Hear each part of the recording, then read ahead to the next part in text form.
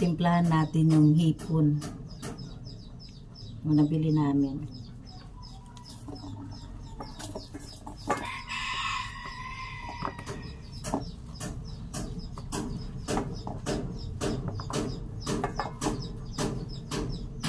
Kasi gusto ukoy. Kaya lagyan natin ng harina.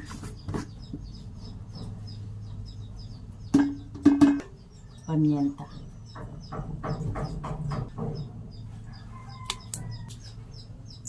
Asin. Seasoning. Adjust, tapos lagyan din natin ng itlog.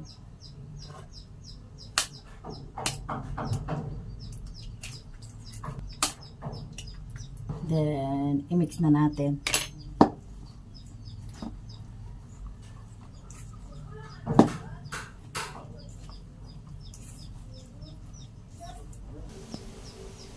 Ito na, oh.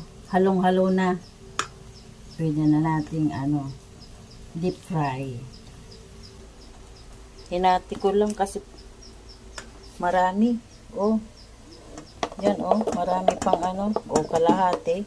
Oh, ito yung ko iukoy.